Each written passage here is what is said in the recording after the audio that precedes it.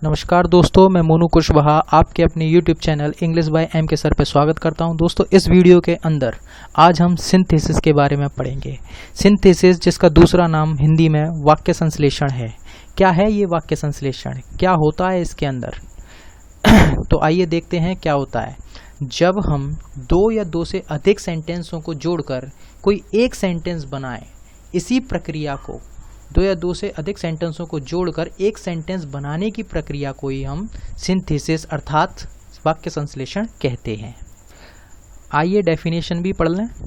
हिंदी में दे रखा है जैसे कि दो या दो से अधिक वाक्यों को मिलाकर एक वाक्य बनाने की प्रक्रिया को हम वाक्य संश्लेषण अर्थात सिंथेसिस कहते हैं। इंग्लिश में इसकी डेफिनेशन कुछ इस तरह है कि the process of forming a sentence by combining two or more sentences is called synthesis. आइए आगे भी देखते हैं। दोस्तों, सिंथेसिस को अगर हमें अच्छे से करना है, अच्छे से सीखना है, तो उसके लिए ज़रूरी है कि हमें सिंथेसिस के बेसिक्स अच्छे से आते हों। सिंथेसिस की प्री नॉलेज का होना बहुत ज़रूरी है। तो आइए दोस्तों, हम कुछ जानकारी लेते हैं। जैसे कि अगर हम कोई टेंस पढ़ते हैं या फिर सेंटेंस के बारे में जानना चाहते हैं, तो आपको कॉमन सी चीज़ें पता होंगी। जैसे कि सेंटेंस कितने प्रकार के होते हैं। सेंटेंस सब लोगों को पता है कि 5 प्रकार के होते हैं। कौन कौन से होते हैं? असर्टिव सेंटेंस, जो कि स्टेटमेंट को बताता है।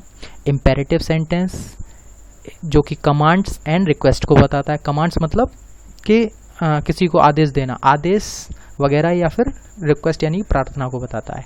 इंटेरोगेटिव सेंटेंस यानी कि जिसमें प्रश्नों को बताया जाता है। एक्सक्लेमेटरी सेंटेंसेस, जिनमें एक्सप्रेशंस यानी कि भावों को बताया जाता है।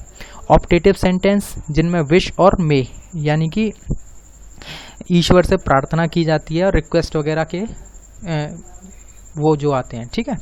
इसके अलावा अगर हम सिंथेसिस में देखें तो सेंटेंस 3 प्रकार के होते हैं। सिंथेसिस के हिसाब से सेंटेंस 3 प्रकार के होते हैं। कौन कौन से होते हैं? सिंपल सेंटेंस, दूसरा है कॉम्प्लेक्स सेंटेंस, तीसरा है कंपाउंड सेंटेंस, ठीक है। सेंटेंस को और अच्छे से पढ़ने से पहले हमें कुछ क्लॉजेस के बारे में थोड़ी सी जानकारी होनी चाहिए कि क्या होती हैं क्लॉजेस, कैसे फंक्शन करती हैं, किस तरह की आती हैं, क्योंकि सिंथेसिस के अंदर क्लॉजेस का बहुत बड़ा रोल है। तो इसीलिए थोड़ा सा एक नज़र हम क्लॉजेस पर डालेंगे। अंग्रेजी भाषा में उपवाक्य, और क्लॉज को हिंदी में कहते हैं उपवाक्य, कि अंग्रेजी भाषा में क्लॉज निम्नलिखित 3 प्रकार की होती हैं। क्लॉज कितनी प्रकार की होती हैं? 3 प्रकार की होती हैं। कौन कौन सी होती है? Principal clause, coordinate clause, subordinate clause.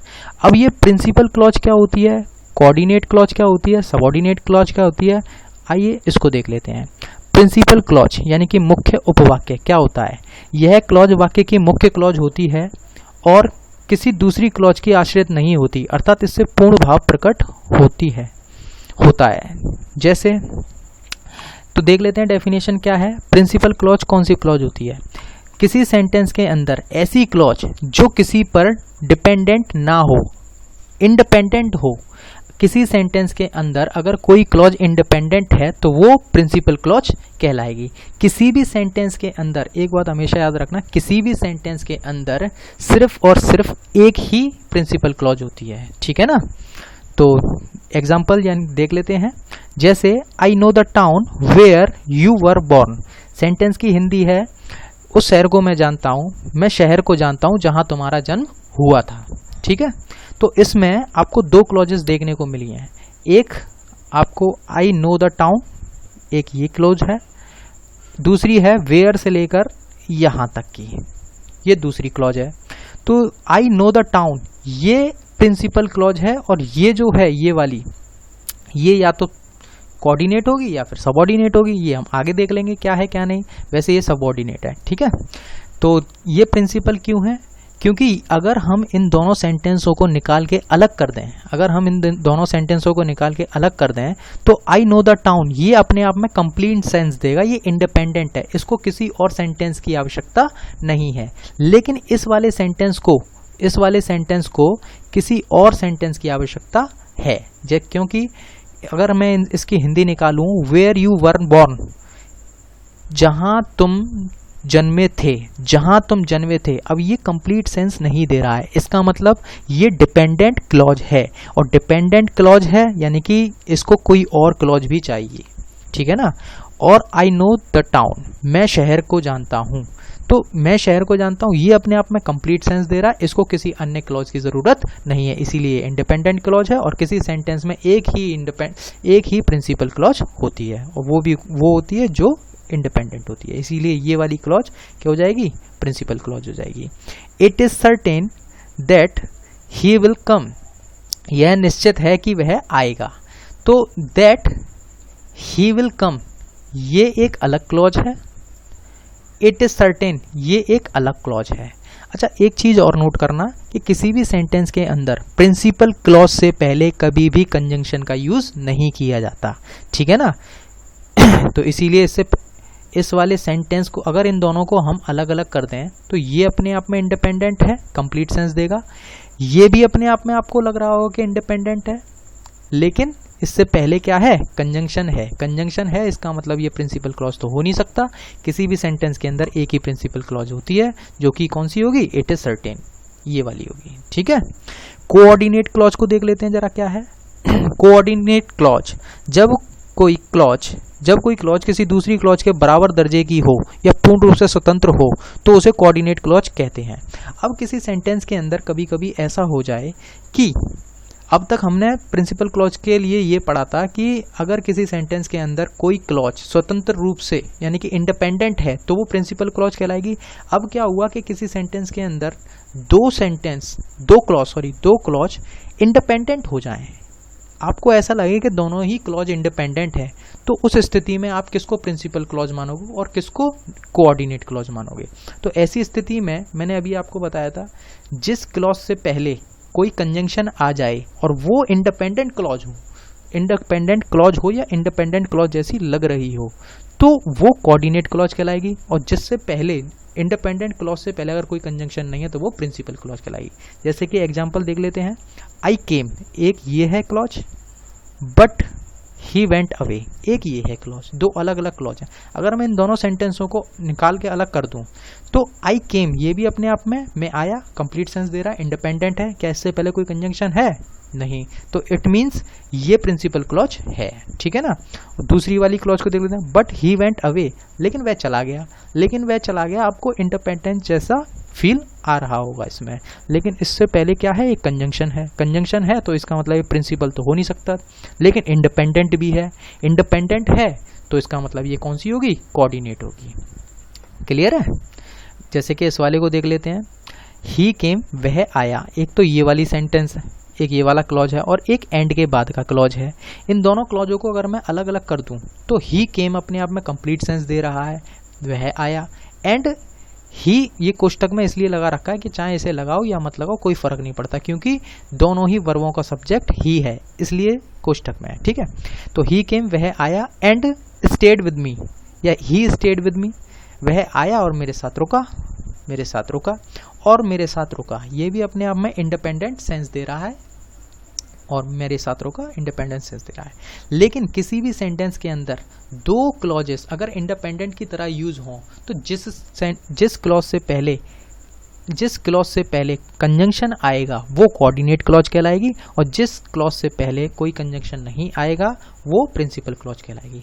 Subordinate clause क्या होती है, सबऑर्डिनेट क्लॉज के बारे में थोड़ा जान लेते हैं। सबऑर्डिनेट हिंदी से ही पता चल रहा है, आश्रित उपवाक्य। आश्रित मतलब ये कैसी होगी, डिपेंडेंट क्लॉज होगी। तो वह क्लॉज है जो प्रिंसिपल क्लॉज यानी कि मुख्य उपवाक्य पर आश्रित हो, अर्थात जो स्वयं अपना पूरा भाव व्यक्त ना कर सके। यानी कि सबऑर्डिनेट क्लॉज वो क्लॉज होती है जो प्रिंसिपल क्लॉज पर आश्रित रहती है, यानी कि ये डिपेंडेंट क्लॉज होती है। सबऑर्डिनेट क्लॉज का दूसरा नाम ही क्या है, डिपेंडेंट क्लॉज है। क्लियर है। जैसे एग्जांपल देख लेते हैं, रिटर्न द बुक, एक क्लॉज हमारे पास ये है रिटर्न द बुक, और दूसरी है विच से लेकर विच आई गेव यू। अगर मैं इन दोनों क्लॉजों को अलग अलग कर दूं तो क्या सेंस निकलेगा, रिटर्न द बुक, किताब वापस करो, ये इंडिपेंडेंट है, कंप्लीट सेंस दे रही है, यानी कि ये प्रिंसिपल क्लॉज हो गई। विच आई गेव यू, जो मैंने तुम्हें दी थी, क्या अब यहाँ पर कंप्लीट सेंस नहीं हो रहा है, तो जो मैंने दी थी इसका मतलब ये है कि ये डिपेंडेंट क्लॉज है, और डिपेंडेंट क्लॉज को हम क्या कहते हैं, सबऑर्डिनेट क्लॉज कहते हैं। क्लियर है। दूसरे वाले सेंटेंस में देख लेते हैं, इफ यू कम, यदि तुम आओगे, आई शैल हेल्प यू, मैं तुम्हारी मदद करूंगा। तो अगर मैं इन दोनों को निकाल दूं, अलग अलग कर दूं, तो आई शैल हेल्प यू ये एक इंडिपेंडेंट सेंस दे रहा है। आई शैल हेल्प यू, मैं तुम्हारी मदद करूंगा, इंडिपेंडेंट है, एक सेंटेंस के अंदर एक ही प्रिंसिपल क्लॉज आती है, तो ये तो प्रिंसिपल हो गई।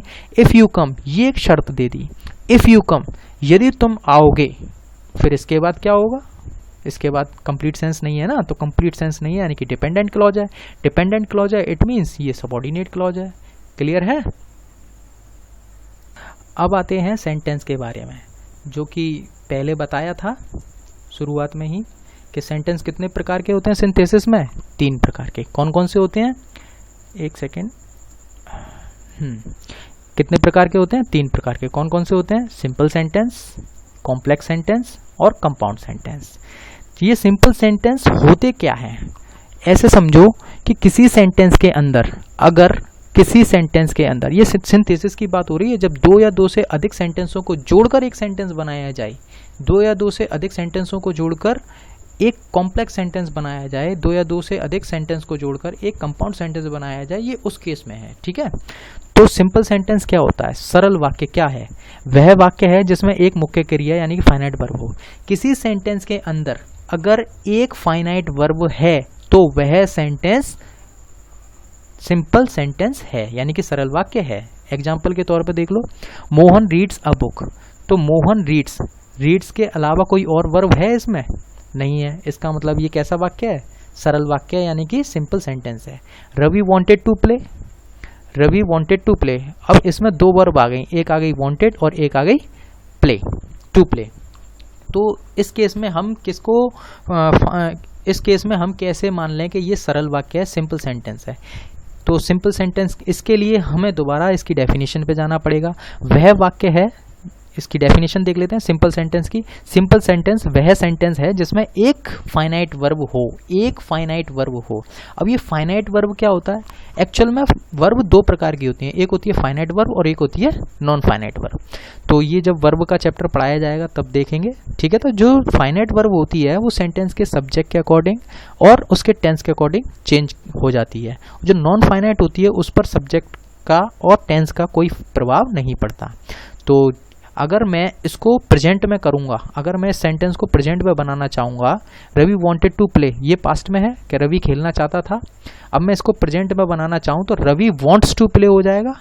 इधर ईडी को हटाकर एस लगाना पड़ेगा, यानी कि ये वर्ब चेंज हो रही है। टू प्ले में कोई चेंज आया नहीं आया, तो यानी कि वांटेड क्या है, यहाँ पर वांट एक फाइनाइट वर्ब है और प्ले क्या है, नॉन फाइनाइट वर्ब है। तो एक फाइनाइट है, इसका मतलब ये क्या है, सिंपल सेंटेंस है। इसको देख लेते हैं, वी वांट टू प्ले कैसे सिंपल सेंटेंस है, क्योंकि इसमें एक फाइनाइट वर्ब है। अब इसमें कौन सी एक फाइनाइट वर्ब है, इसमें वर्ब तो 2 हैं, एक वांट है, प्ले है। तो एक प्ले है जो वो नॉन फाइनाइट है और वांट है वो फाइनाइट है। कैसे पहचानेंगे, अगर मैं वी की जगह शी लगा दूं या ही लगा दूं तो यहाँ एस लगाना पड़ेगा हमको। अगर इसको पास्ट में करेंगे तो वांटेड हो जाएगा, इसीलिए चेंज वांट ही हो रही है, एक ही फाइनाइट वर्ब है, इसीलिए कैसा सेंटेंस है, सिंपल सेंटेंस है। ठीक है। कॉम्प्लेक्स सेंटेंस क्या होता है, कॉम्प्लेक्स सेंटेंस ऐसे समझो कि जब किसी सेंटेंस में 2 या 2 से अधिक सेंटेंसों को जोड़कर एक सेंटेंस बनाया जाए और उस सेंटेंस के अंदर अगर एक प्रिंसिपल क्लॉज हो और एक सबऑर्डिनेट क्लॉज हो तो वो सेंटेंस कॉम्प्लेक्स सेंटेंस कहलाता है। वह वाक्य जिसमें 2 या 2 से अधिक क्रियाएं हों और केवल एक प्रिंसिपल क्लॉज हो और शेष सब सबऑर्डिनेट आश्रित उपवाक्य हों। यानी कि अगर किसी सेंटेंस के अंदर एक से ज़्यादा अगर फाइनाइट वर्ब होंगी तो वो या तो सेंटेंस आपका कॉम्प्लेक्स सेंटेंस होगा या फिर कंपाउंड सेंटेंस होगा। ठीक है। लेकिन उसमें कॉम्प्लेक्स सेंटेंस के अंदर एक प्रिंसिपल क्लॉज हो और एक सबऑर्डिनेट क्लॉज हो तभी कॉम्प्लेक्स सेंटेंस कहलाएगा। अगर एक प्रिंसिपल क्लॉज होगी और एक कोऑर्डिनेट क्लॉज होगी तो फिर वो कंपाउंड सेंटेंस कहलाएगा। ठीक है ना। एग्जाम्पल के तौर पे देख लेते हैं, Mohan read the book which his father gave him. तो मोहन रेड द बुक, ये यहाँ पर एस इसलिए नहीं आया है क्योंकि रीड रीड रीड, ये रीड की तीनों फॉर्म रीड ही रहती है, इसीलिए ये सेकंड फॉर्म है।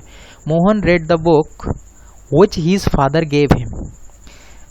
मोहन ने किताब पढ़ी जो उसके पिताजी ने दी थी। अब इसमें दो हमारे पास में क्लॉजेस हैं, कौन कौन सी हैं? एक तो यहाँ से यहाँ तक है और दूसरी विच से लेकर यहाँ तक है। अगर मैं इन दोनों सेंटेंसों को अलग अलग कर दूं, Mohan read the book, Mohan ने किताब पढ़ी, अपने आप में कंप्लीट सेंस दे रहा है, इंडिपेंडेंट क्लॉज है, इंडिपेंडेंट क्लॉज है तो ये कैसी क्लॉज होगी? प्रिंसिपल क्लॉज होगी, ये होगी principal clause. Which his father gave him, जो उसके पिताजी ने दी थी, जो उसके पिताजी ने उसको दी थी। अब इसमें कंप्लीट सेंस नहीं आ रहा, क्या दी थी? प्रश्न अभी भी उठ रहा है, अभी भी प्रश्न बनना है कि जो उसको उसके पिताजी ने दी थी, क्या दी थी? तो बन रहा है, यानी कि डिपेंडेंट क्लॉज है। डिपेंडेंट क्लॉज को सबऑर्डिनेट क्लॉज कहते हैं। अब किसी सेंटेंस के अंदर, अगर किसी सेंटेंस के अंदर एक प्रिंसिपल क्लॉज आ जाए और एक सबऑर्डिनेट क्लॉज आ जाए तो वो सेंटेंस कैसा होगा? कॉम्प्लेक्स सेंटेंस होगा। क्लियर है? ठीक है। कंपाउंड सेंटेंस की तरफ आते हैं थोड़ा। वह वाक्य है जिसमें दो या दो से अधिक प्रिंसिपल क्लॉजेस हों, या वह वाक्य है जिसमें एक प्रिंसिपल क्लॉज हो तथा कम से कम एक क्लॉज और ऐसी हो जो प्रिंसिपल क्लॉज की कोऑर्डिनेट हो। यानी कि किसी सेंटेंस के अंदर दो, ऐसे समझो किसी सेंटेंस के अंदर दो इंडिपेंडेंट क्लॉज आ जाएं, दो इंडिपेंडेंट क्लॉज आ जाएं और उस दो इंडिपेंडेंट क्लॉज आने की दशा में हमें किसी एक को प्रिंसिपल क्लॉज बनाना पड़ेगा और जो दूसरी बच जाएगी उसको कोऑर्डिनेट क्लॉज बनाना पड़ेगा। यानी कि एग्जाम्पल देख लेते हैं, जैसे कि Mohan read his book but Rama slept. तो इसमें हमारे पास में एक तो क्लॉज है ये वाली और एक क्लॉज है मेरे पास ये वाली, ये दो क्लॉज हैं। अगर मैं इन दोनों क्लॉजों को अलग कर दूं तो क्या बनेगा? Mohan read his book. अगर मैं इसको अलग निकाल के रख दूं तो मोहन ने उसकी किताब मोहन ने अपनी किताब पढ़ी। ठीक है ना? मोहन ने अपनी, इस हीज का मतलब हम उसका भी कर सकते हैं और अपनी भी कर सकते हैं, दोनों कर सकते हैं, कोई दिक्कत वाली बात नहीं है। Mohan read his book, Mohan ने अपनी किताब पढ़ी, बट रामा स्लेप्ट, लेकिन रामा सो गया, रामा सोया हुआ था या सो गया। ठीक है? तो मोहन ने अपनी किताब पढ़ी, ये तो अपने आप में कंप्लीट सेंस दे रहा है, इंडिपेंडेंट है, यानी कि प्रिंसिपल क्लॉज बन जाएगा। बट रामा स्लेप्ट, लेकिन रामा सोया हुआ था या सो गया था। ठीक है?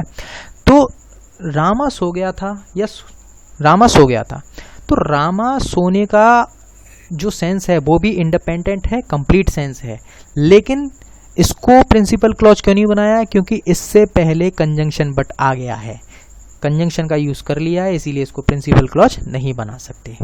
तो दोस्तों आज के लिए इतना ही, नेक्स्ट वीडियो में मिलते हैं। वीडियो कैसी लगी है जरूर बताना। नमस्कार, जय हिंद।